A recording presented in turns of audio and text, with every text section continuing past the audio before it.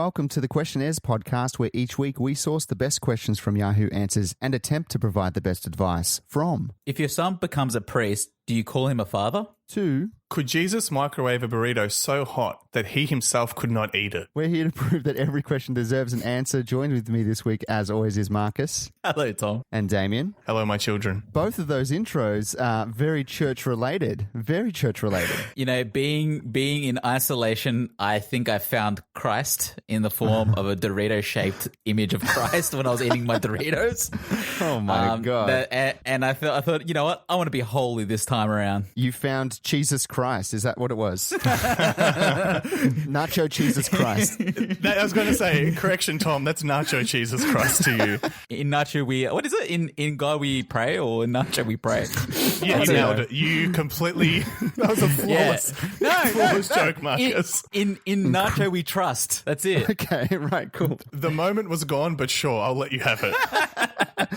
Three It's very never good gone, Catholic it's me. boys. Yeah. How we doing, boys? Oh, yeah, pretty good. Pretty good. You know, we're still in isolation, but it's easing a little bit. So it's just now the question of whether we see people or not, and that's the challenge right now for me mentally. I was going to say, have you actually been out and seen your family, seen any friends and stuff like that? Because you're taking the lockdown seriously, Marcus. I am taking it super seriously. No, I haven't actually seen anybody. I've seen the family, like probably from afar and that sort of thing, but I haven't actually gone and had dinner at someone's house or anything like that yet. And I think it's better that I do take it seriously, simply because my partner has been doing some COVID testing. So, you know, she's seen 600 cases, and all of which are all negative, thankfully, at this point. But, you know, it only takes one to really put a little bit of a scare into you. It's becoming so much a part of her life that I think if we were to come over, she'd probably cotton swab us in the nose on entry, just like whoosh, up the nostril.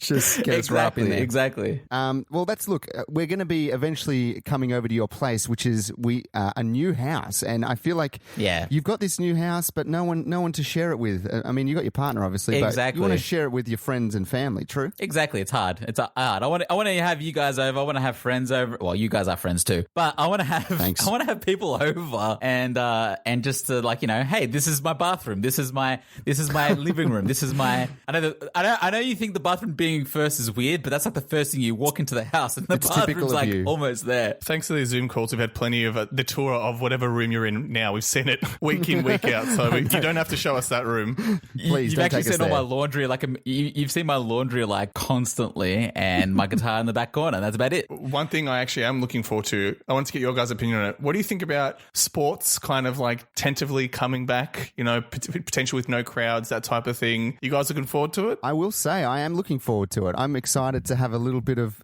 competitive play to wet my whistle on a Friday night, because Friday nights aren't the same without getting Chinese food and watching the football. I got to agree with you there, Tom. I feel like during the AFL season, every like weekend it used to be like Friday nights, you know, get pizza, get beers, watch football on Saturday. And now that we especially doing nothing during a lot of these days, I could just turn on the football and waste a day. Like there's like 10 hours of football on a Saturday. So I mean, I do miss that. So I don't care that there's no crowds or anything like that. Fuck it, who cares? I want the sport. Yeah. I wanted to ask, did you guys see how the AFL were experimenting with basically putting in a canned audience? So just like a fake crowd that would respond to goals being kicked and that.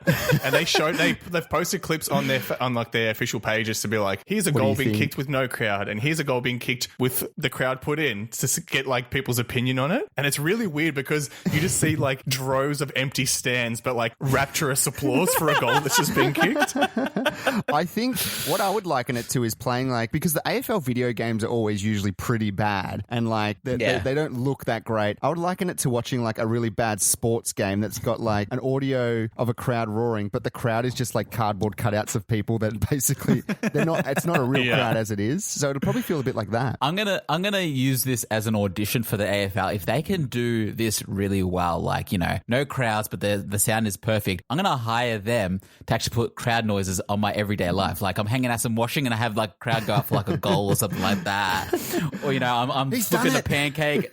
he's done it. And then, if I flip a pancake and it goes out of the pan, it's like, ooh, like a big crunch. Or if you make a bad Jesus nacho joke on your podcast, there'll be laughter that follows up with it. Exactly. They can back me up on this. Yeah, you need that. Yeah. Speaking of like fake audiences, I saw as well that because in Korea at the moment, they're still playing soccer there. Well, they started again, and instead of like having a fake audience, they had a bunch of sex dolls sitting in the crowd, but they were dressed up like supporters, like in the team garb. But the funny thing was, they were not naked, but they even sat them like at an agreeable social distancing level. Like they did, even though they're mannequins, they were spread out. But people cracked it because the dolls, along with like holding signs supporting the team, were also holding up adverts for the sex company that provided the dolls. So the team got fined. They got fined like $100,000 for having all these sex dolls as fake audiences.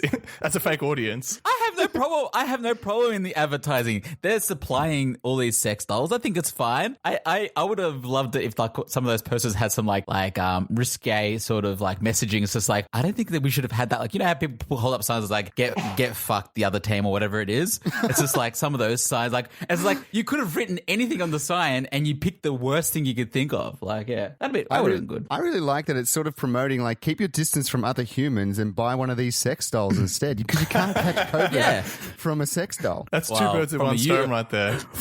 Maybe from a used sex doll you could though. I mean, yeah, let's not go into that. All right, let's move on. Gross.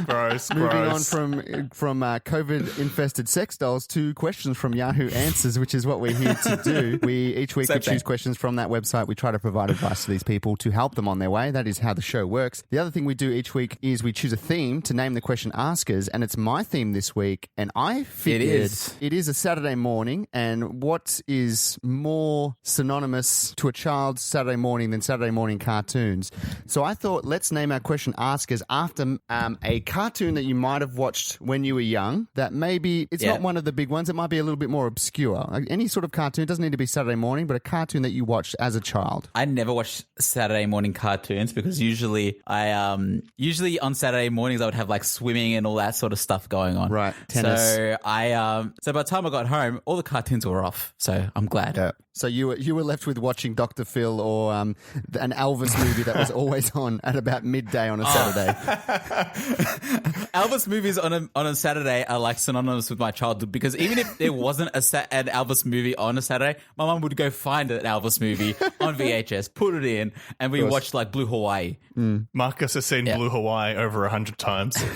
Yeah, it's too many fucking times, guys. All right, I'm going to go first though with this one. Go for it. I want to go first because I feel like I never go first in these scenarios. Well, shoot your shot. All right, so this one's going to come from Biker Mice from Mars. Oh, very nice. Man. Very good. Biker Mice from Mars. Well, actually, there's a few shows, but that was the one that was like absolutely amazing. I feel like it only was on for like half a year and that was it. Never saw it again, but I remembered it. I think these shows, like Biker Mice from Mars, were single-handedly influenced by Teenage Mutant Ninja Turtles, because it's like take an animal and then take a profession and then put it together and then maybe add the fact that they were from another planet. So we've got bikers, we've got mice, and they're from Mars. Yeah, exactly. It had everything. Like, why would mice be this big? Because they're from Mars. Anyway, Biker Mice from Mars. I'm going to put you on the spot here, Tom, and throw that template at you and come up with a TV show for me right now. Occupation, animal.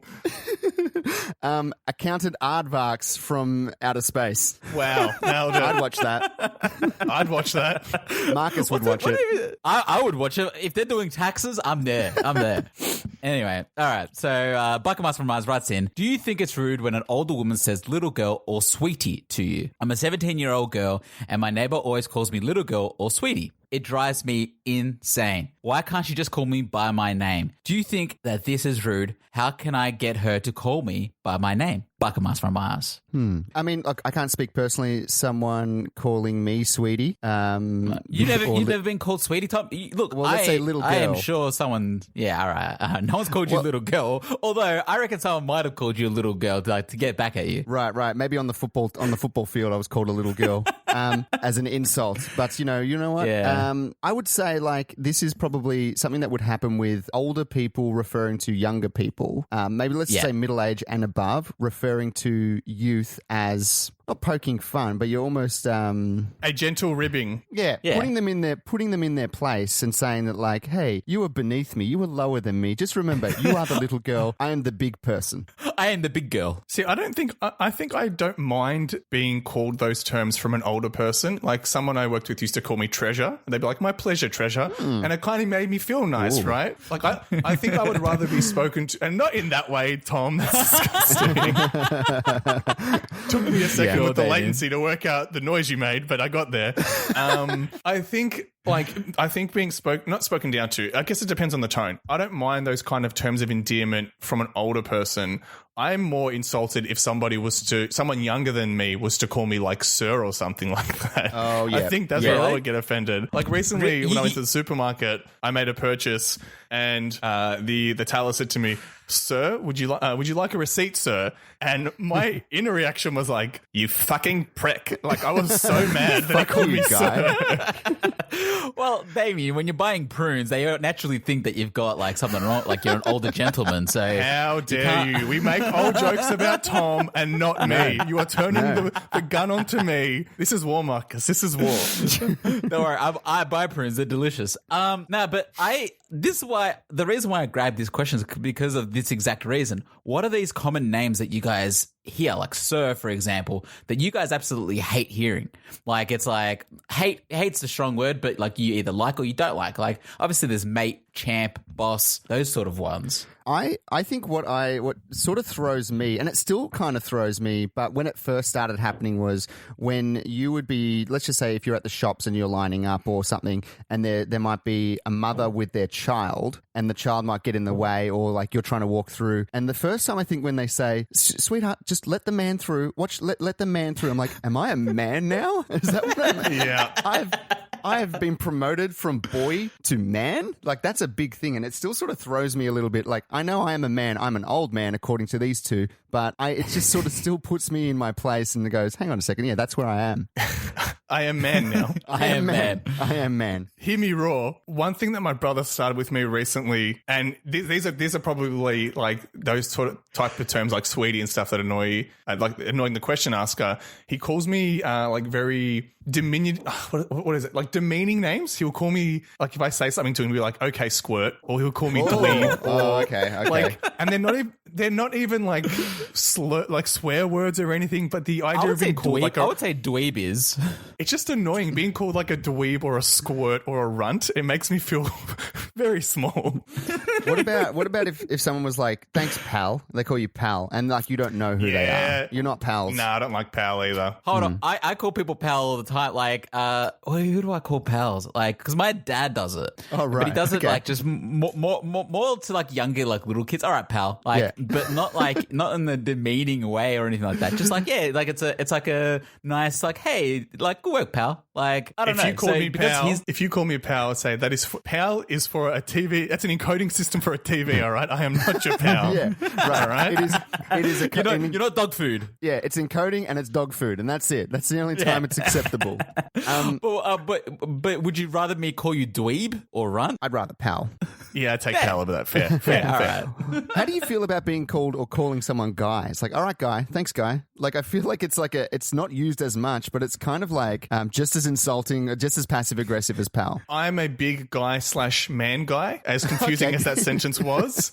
Yeah. Because that is generally my go-to if I don't know someone's name, or if I'm not confident on their name, I will call them guy or man. Right, man. right.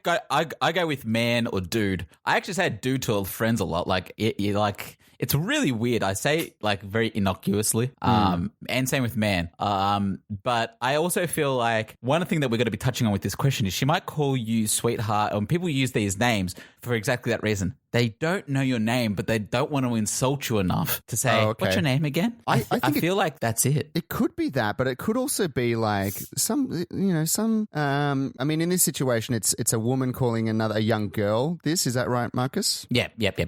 But I would think like if you've been like a teenage boy working amongst maybe older women, it could almost be a way of them just sort of like hitting you with a little bit of middle-aged sugar. flirt. A little bit of middle-aged sugar and almost calling you sweetheart and like like trying to sort of boost your confidence in a way. You might take it a little bit like, oh my God, she thinks I'm a sweetheart. I am a stud. I gotta admit, middle-aged sugar is like the best. It is like I've worked with older. I wouldn't say it's the best kind of sugar, but when you're in a workplace with a lot of like older, I was in a workplace with a lot of older sort of women, like they're in their 50s, 60s, 70s, so they're older than me. And they would call me